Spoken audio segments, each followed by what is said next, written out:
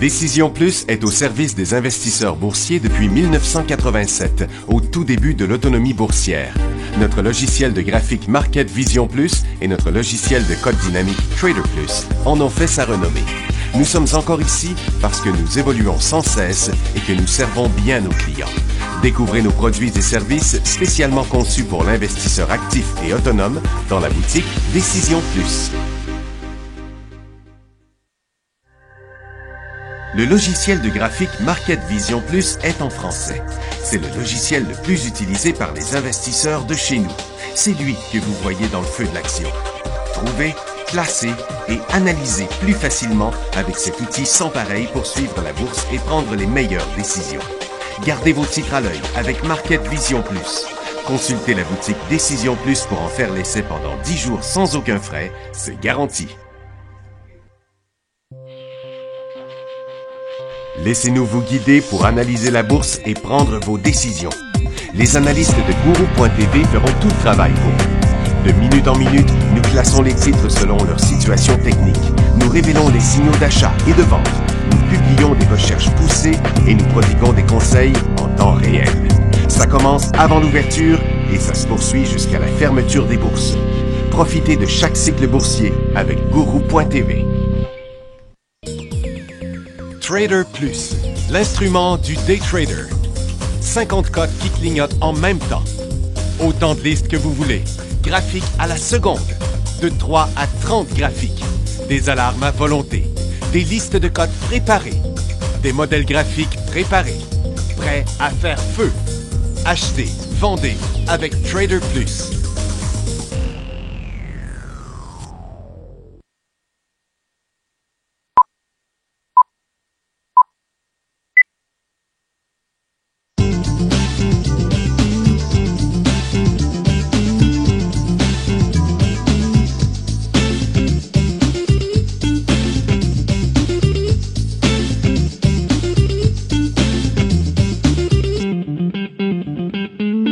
Bonjour tout le monde, bienvenue dans le feu de l'action mardi le 12 avril 2016.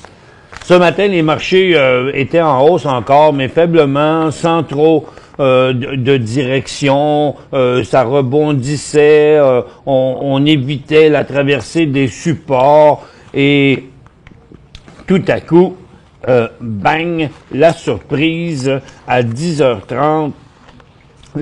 Une rumeur est sortie à peu près partout, comme quoi la Russie se serait entendue avec l'Arabie saoudite. Oh, là, bang, le pétrole a explosé en même temps que les mines, d'ailleurs.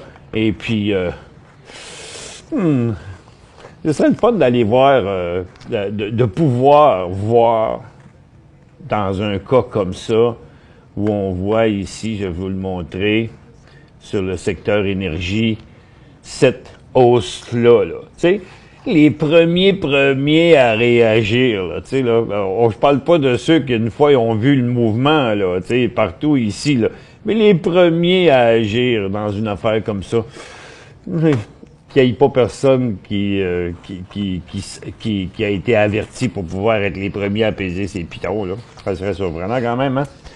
Et puis, ça a décollé, là, raide, là, puis là, il s'est mis à avoir plein de signaux dans le secteur énergie. On va regarder ça ensemble.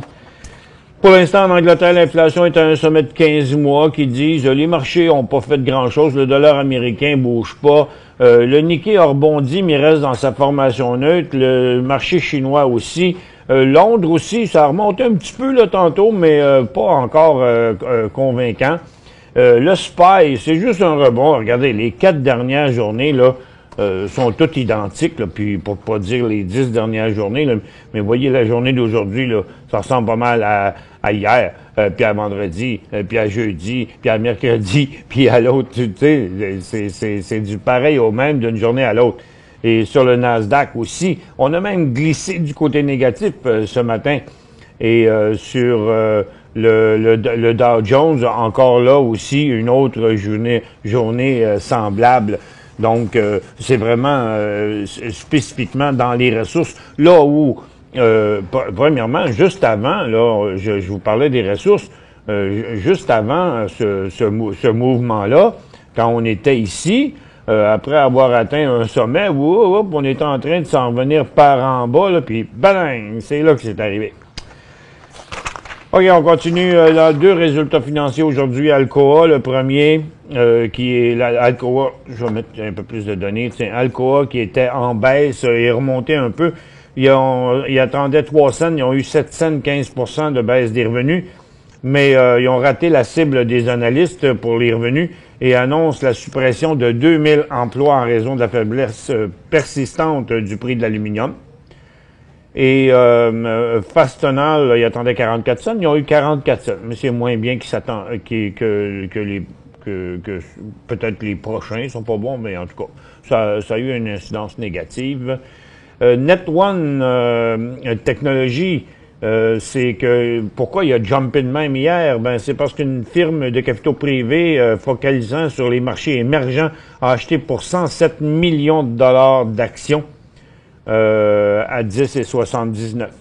Donc, mais aujourd'hui, ça donne pas suite là. Ça reste sur le haut de sa formation, mais le cycle a duré une journée. Et Marathon Oil, comme beaucoup d'autres titres énergie, a accepté de vendre, est en hausse, mais eux, c'est parce qu'ils ont accepté de vendre 950 millions d'actifs, puis ça n'a pas fait différent. Tous les titres d'énergie se sont enflammés à 10h30 pile lorsque la nouvelle entre les Russes et l'Arabie saoudite est sortie. Ensuite, on a CP qui a continué à monter. Ils considèrent un rachat d'actions puis d'augmenter leurs dividendes, étant donné qu'ils ont décidé de ne plus acheter Norfolk. Ils ont de l'argent. Et NR Plus est aussi en hausse, puis comme, regarde, c'est copie conforme, à 10h30, tous les titres se sont élancés. Lui aussi, il va vendre des actifs non essentiels. Ils vont en vendre pour 95,5 millions d'actifs en Alberta.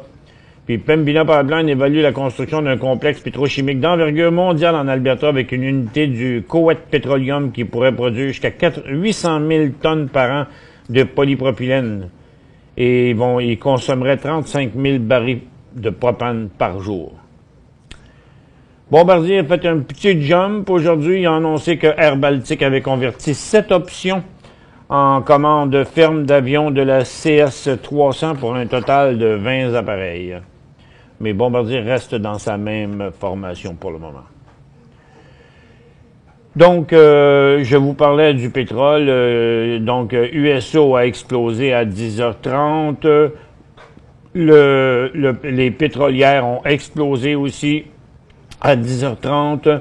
Les orifères ne font pas grand-chose. C'est en hausse ce matin, mais sont plutôt en légère correction, montrant l'interruption du cycle haussier qu'on voit ici. Là, il est rendu trop tard pour acheter des orifères dans ce cycle-là. Ça, c'est la place pour prendre des profits. Et les minières ont surpris aussi parce que, tout comme les pétrolières, elles aussi se sont enflammées à 10h30, pour produire un mouvement beaucoup plus fort que ce qu'on s'attendait. Et il y a quand même Labrador Iron Ore qui est en élan haussier hier qui continue son mouvement.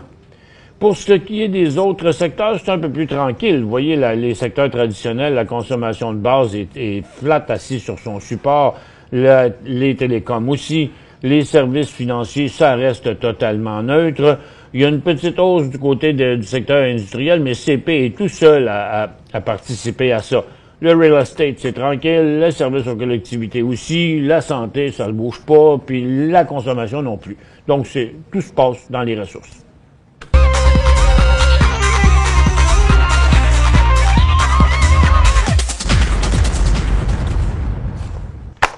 Maintenant, jusqu'où ça va aller, par exemple? C'est juste une rumeur, hein? C'est juste une rumeur, mais c'est une rumeur bien lancée quand même, là, parce que ça a parti partout. Moi, ce que je comprends pas, dans des affaires comme ça, dans des choses aussi grosses que ça, c'est comment ça se fait qu'ils tapissent les nouvelles pendant des semaines à propos d'une réunion entre les pays, la grande majorité des pays producteurs de pétrole, qui veulent s'entendre pour geler la production, puis comme ça, là, de même, à l'improviste, là, les Russes et l'Arabie Saoudite là, sortent un lapin de leur chapeau comme ça, puis disent « OK, regarde, nous autres, on s'est entendus ». Bon, puis là, on dit, oui, c'est rien qu'une rumeur. Oui, mais ça n'empêche qu'une rumeur qui a provoqué un mouvement en milliards de dollars, là, parce que calculer la hausse, multiplier la hausse par le nombre d'actions, par le nombre de compagnies qui ont monté, là, ça représente un montant astronomique, là. Donc, autrement dit, il y a de la grosse argent là-dedans. Ça fait que ça a l'air tout à fait arrangé avec le gars des vues. Et on va aller avec une première question ici d'Angèle qui dit « Expliquez la moyenne mobile pour FM. » Bon. D'accord. D'accord. Tiens, vous voulez mettre des moyennes mobiles? Tiens, ils sont là. Les moyennes mobiles, c'est... ici, j'ai une 10 et une 30. Les moyennes mobiles, là, comme vous le voyez, se sont croisées. On va le voir mieux ici. Donc, se croisent là, pourquoi? Parce que le mouvement s'est inversé, puis dans les techniques de l'analyse technique, on dit que c'est un signal positif quand les moyennes mobiles se croisent. Oui, excepté que souvent, quand ils se croisent, le mouvement, il y a déjà un bout de temps de fait, là. Il y a 1, 2, 3 jours de hausse avant qu'ils réussissent à se croiser. C'est un signal positif. Mais les moyennes mobiles, c'est quelque chose de très lent comme signal. C'est pas mauvais, mais c'est pas up-to-date. Les oscillateurs sont beaucoup plus intéressants que ça. À mon avis, les moyennes mobiles demeurent une vieille technologie, une vieille théorie qui avait été inventée juste pour empêcher d'avoir à faire des dessins. Là, parce que quand vous calculez, si le prix est plus haut que la moyenne, ça veut dire qu'on est dans un cycle haussier. Ça fait que c'est pas très, très, très puissant comme analyse. Et puis, pour n'importe quel titre, ça donne le même résultat là, dans le moment. Lorsque les cycles s'inversent, ben, les moyennes vont virer de bord. Mais par contre, dans certains titres, le signal ici de croisée du stochastique, lui, est arrivé là. Tandis que le signal des moyennes mobiles, il arrive après. Donc, normalement, les stochastiques sont beaucoup plus puissants que les moyennes mobiles à très court terme. SVM, est-ce que c'est un achat? Non, pas là, parce que quand je vais enlever un peu de graphique, SVM, son dernier signal haussier à Silvercorp, il y en a eu plusieurs là, tout au long. Là. Il y en a eu un ici, un ici, un ici, un ici, un là, puis encore un autre ici. Là, au contraire, ben je sais que c'est pas des questions d'aujourd'hui, sont d'hier, mais encore là, 1, 2, 3, 4, 5, ça faisait déjà 5 jours qu'ils montaient hier. Aujourd'hui, c'est de la correction. Donc là, maintenant, c'est d'attendre que la correction soit finie, au moins pour être dans un creux et le début d'un cycle et non pas la fin d'un cycle. EFL, est-ce un beau signal d'achat? Brigitte demande. Hier, oui. Désolé, c'est parce qu'il n'a pas pu répondre à toutes les questions hier. Aujourd'hui, il est rendu beaucoup plus haut. Et Electrovaya, il y avait un beau signal hier parce que vous voyez, le volume était là, la hausse était là, même en intra-séance. Je vais mettre ça en 5 minutes. Donc, en intra-séance, le signal s'est fait à l'ouverture, c'est reconfirmé à 10h15, 10h30 à peu près. Là, ben, il est un petit peu avancé aujourd'hui. Les orifères ne descendront plus jamais et ils repartent toujours. Vous pouvez pas dire quelque chose comme ça, que les orifères ne descendront plus jamais. Le mot jamais, c'est bien quelque chose qu'on doit un peu éviter dans la bourse, là, parce que rappelez-vous, dans les années, je sais plus combien d'années, quand les taux d'intérêt étaient montés à 22%, tout le monde a dit les taux d'intérêt descendront jamais. Je me souviens, moi, j'avais un ami qui disait « Jamais tu reverras les taux d'intérêt à 10%. » Ils ont descendu à 0, tu sais. Et puis, c'est des cycles. il va y avoir des cycles haussiers, des cycles baissiers. Quand l'or était à 2000 pièces, tout le monde disait elle s'en va à 5000, mais elle est retournée à 1000 avant de retourner est-ce qu'elle va y aller à 5000? Oui, possible. On peut pas dire jamais. Pour l'instant, sur les aurifères, on est dans une condition intéressante parce que, premièrement, regardez le prix de l'or, là, il avait beaucoup descendu. C'est juste récemment. On revient après la pause. Pour rejoindre Michel Carignan et son équipe par courriel, écrivez à michelcarignan@decisionplus.com.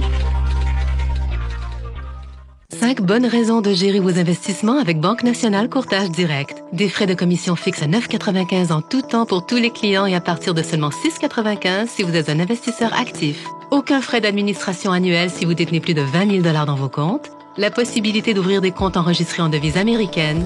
Des outils performants afin de faciliter vos prises de décision. Un service à la clientèle primé et un niveau de satisfaction parmi les plus élevés de l'industrie. Pour en savoir plus, visitez le bncd.ca ou appelez-nous dès maintenant. Décision Plus est au service des investisseurs boursiers depuis 1987, au tout début de l'autonomie boursière. Notre logiciel de graphique Market Vision Plus et notre logiciel de code dynamique Trader Plus en ont fait sa renommée. Nous sommes encore ici parce que nous évoluons sans cesse et que nous servons bien nos clients.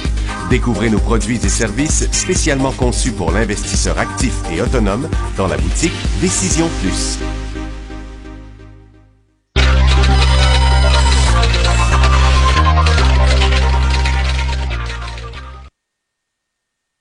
Bon retour, mesdames et messieurs. On revient sur les aurifères.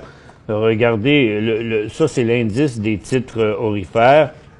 Donc, au cours des dernières années, là, ça a beaucoup descendu.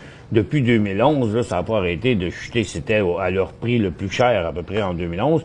Et puis là, par contre, on a complètement inversé la tendance à long terme. Donc, pour l'instant, c'est sûr, on peut pas dire que ça reviendra plus jamais à la baisse. Mais au moins, là, on est dans une nouvelle tendance. Et c'est quand c'est le plus intéressant phénomène, c'est au début des grands cycles haussiers. Donc, le dernier cycle haussier a débuté il y a quelques jours. Là, on est sur la fin de celui-là.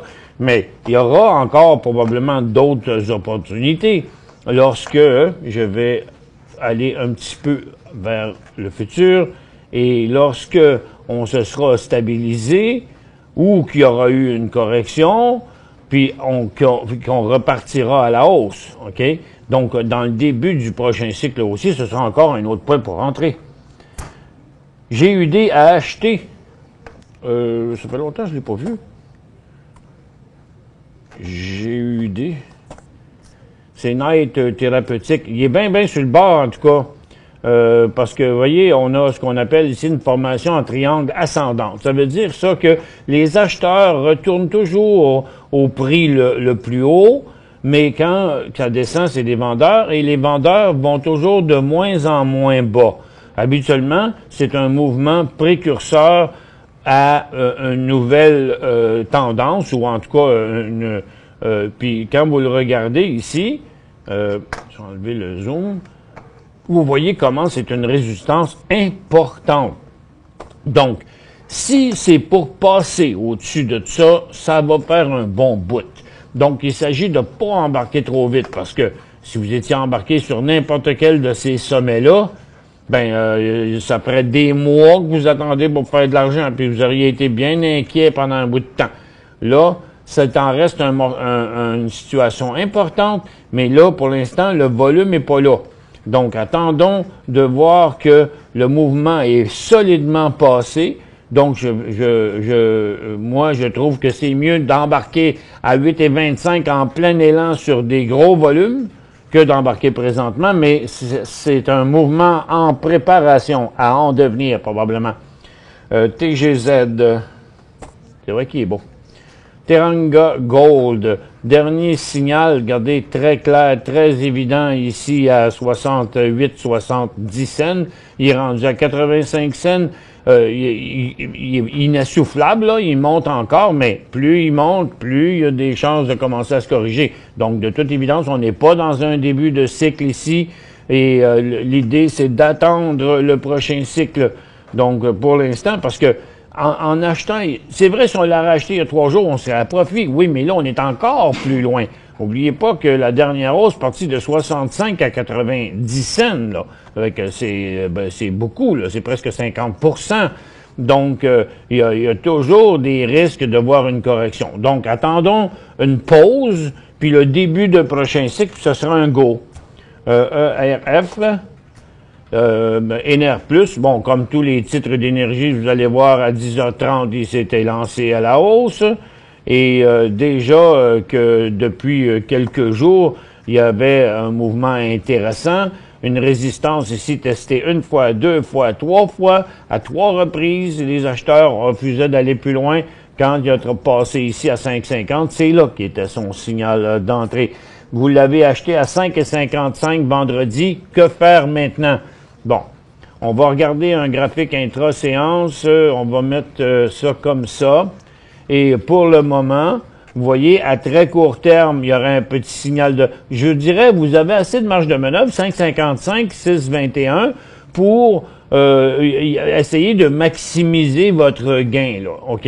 Vous pourriez vendre une partie de votre position comme la moitié là, tout de suite. Parce que à 5,55, donc c'est à 6,5, ça fait 50 cents, donc ça fait 65 cents à peu près, là. Vous avez 65 cents de profit. Donc, ça veut dire ça que si vous en vendez la moitié ici, ce qui vous reste vous coûte même pas 5 $, OK? Donc, c'est loin par en bas, là. Tu sais, 5,55, c'est là. 5 $, c'est à peu près ici. Ça veut dire que votre prix de revient, il est là, si vous en vendez ici. Si, par contre, il est ici si vous en vendez pas. Ça fait que, moi, je dirais, gardez-les pour l'instant parce que vous avez quand même une bonne marge de manœuvre. Moi, je mettrais un stop comme à 6,10 sur la moitié. OK? Là, il vaut 6,21. Donc, un petit 10 cents de risque. Si j'étais vous, je sais pas combien vous en avez, mettons que vous en avez 2000. OK? Mettez-en 1000 ventes stop à 6,10. De même, s'il continue encore à monter dans l'après-midi, ben, on continue à faire de l'argent. Et s'il se met à redescendre, hop, il y a une sécurité qui embarque et puis votre position étant diminuée, ben ça, on peut plus vous l'enlever, elle est dans vos poches. NMX, un achat? Bon, NMX, qu'a-t-il fait? Ben sûrement pas, parce que, puis même pas hier non plus. Vous voyez, encore une fois, une résistance traversée, un beau volume, une tendance, donc, dans une tendance haussière, le début d'un cycle haussier sur un gros volume, c'est ici qui était le signal d'achat. Et quand on fait un zoom là-dessus, je vais vous le mettre en perspective, là, c'était cette journée-là. Donc, on devrait toujours acheter des titres. Le minimum qu'on demande, c'est ça. Un nouveau cycle haussier sur un gros volume qui sort d'une belle formation comme ça, testé pendant 1 mois, c'est winner. Là, acheter hier, ça aurait été risqué, vous voyez, là, parce que le titre est parti de 75 cents à 1,20 $, donc il a monté d'un très, très fort pourcentage. Quand un titre a trop monté, il y a trop de risques à faire une correction. Faut attendre le début. Donc, c'est un peu comme si on aurait voulu l'acheter ici. Non, on était mieux de l'acheter là, OK? VSN à Toronto, 8,55 vendredi. Là, il est à 8,66, Verizon. Il est pas très beau, hein, il est un des rares titres que, lui aussi, il a monté à 10h30, mais il en arrache. Il y aurait un beau signal à 8,70, à peu près. Là, ça veut dire qu'il serait traversé ici. Mais le fait qu'il l'ait pas fait encore pendant que tous les autres titres sont en feu, c'est quand même inquiétant. Moi, si les autres se mettent à se corriger, il va faire quoi, lui? Il va-tu tomber plus que les autres? Attention.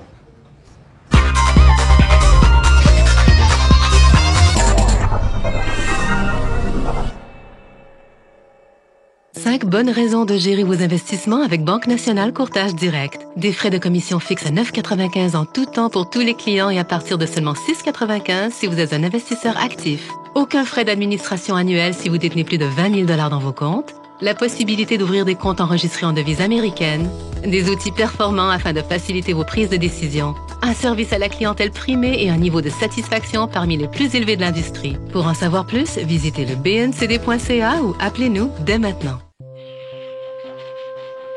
Laissez-nous vous guider pour analyser la bourse et prendre vos décisions. Les analystes de Guru.tv feront tout le travail pour vous. De minute en minute, nous classons les titres selon leur situation technique. Nous révélons les signaux d'achat et de vente. Nous publions des recherches poussées et nous prodiguons des conseils en temps réel. Ça commence avant l'ouverture et ça se poursuit jusqu'à la fermeture des bourses. Profitez de chaque cycle boursier avec Guru.tv.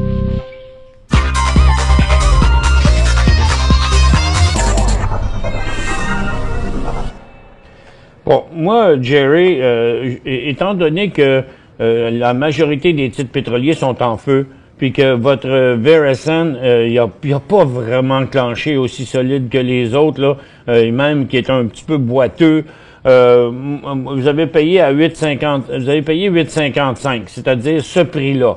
Puis moi, à cause du fait qu'il suit pas le peloton, je mettrais soit un stop de toute la position en 8,60, juste s'assurer que vous partirez jamais en perte avec ça.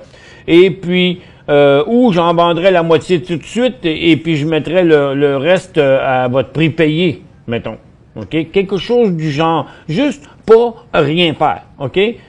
Parce qu'il y a une petite marge de manœuvre, donc je m'arrangerais pour garder quelques cents de profit si jamais ils partaient par l'autre bord, parce que ce serait pas normal qu'ils partent par l'autre bord pendant que la grande majorité des titres sont partis par en haut.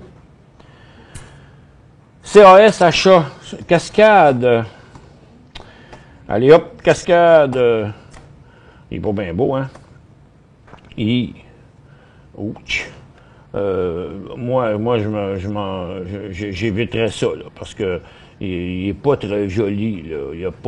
Il y aurait pas de signaux d'achat sans que le titre revienne à 8 et juste sous les 9 ici pour éventuellement décoller au-dessus des 9. Donc là, on aurait une tendance haussière. Mais dans le moment, il est toujours dans une tendance baissière et il teste son support. Un peu dangereux. PRE, achat 1,18, Pacific Exploration and Production, un autre qui suit pas le peloton. Il a chuté, il est remonté, puis il est encore glissant, là. Donc, achat, vous l'avez acheté à 1,18, donc je vois un peu. Vous l'avez sûrement acheté ici. Mais fait important, remarquez quand vous l'avez acheté sous une résistance très importante. Le meilleur point ici, ça aurait été de le laisser monter jusque-là, puis après, dans un début de mouvement, lorsqu'il aurait passé là. OK? Un peu comme tiens, c'est quoi que j'ai là-dedans? Baytex, tiens. Voyez? Un peu comme ça, là. C'est que le titre, quand il est monté ici, il est venu jusqu'à sa résistance, il a fait un long mouvement, puis là, après ça, il est venu décoller ici. Et donc, c'est comme Transglobe, s'il venait qu'à décoller là encore. Que penses-tu de Valent et Amaya? Bien, premièrement, Valent, VRX, il n'est pas vraiment joli de ce temps-là. Il en arrache. Ils ont eu toutes sortes de problèmes. On voit que la communauté boursière est pas accrochée là-dessus. Là, pour l'instant, le seul positif que j'y vois, c'est que là, dans sa dernière correction, il n'est pas revenu à son double support là, de 33 $. Là, pour l'instant, il reste plus haut. Donc, si sans aller plus creux que ça. Vous voyez, il monte pas non plus sur des gros volumes. Donc, si il venait qu'à se clencher au moins comme ça, peut-être, là, ce serait là qu'il commencerait à avoir un petit peu de l'allure, mais je trouve qu'il est beaucoup trop risqué. Vous voyez, avec tous les décrochages qu'il y a eu, avec toutes les choses qu'il a subies, puis toutes les enquêtes, puis toute l'affaire, là, je trouve qu'il représente un bien grand risque. Et puis, dans la même ordre d'idées, je vous dirais que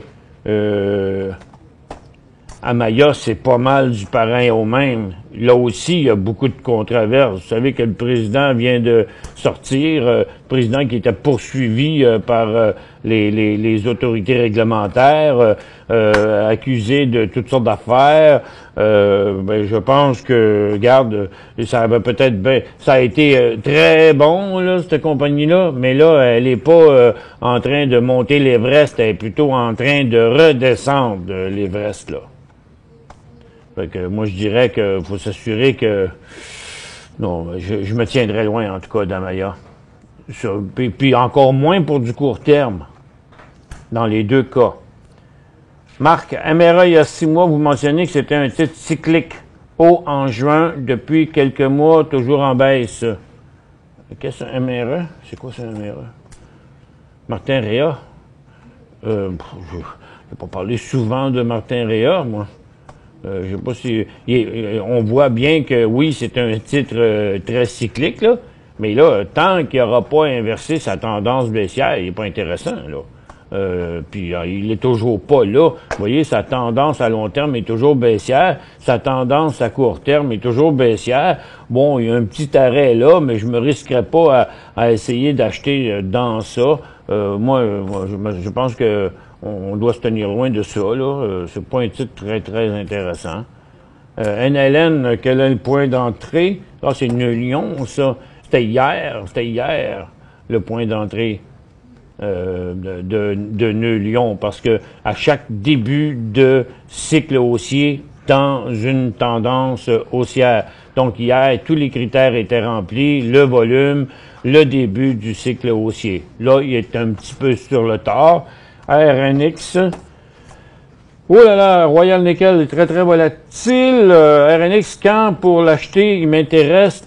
Ben là, laissez-le, je vais prendre quelques secondes, laissez-le nous préciser ça un peu plus, là, parce que là, il y a beaucoup de volatilité, c'est dur de voir le point d'entrée. Le dernier point d'entrée était au début de son cycle ici. Là, présentement, regardez, il s'est stabilisé à sa résistance. Donc, prochain point d'entrée, Royal Nickel, 37,38 cents. Merci à tous d'avoir été avec nous. On se retrouve demain dans le feu de l'action.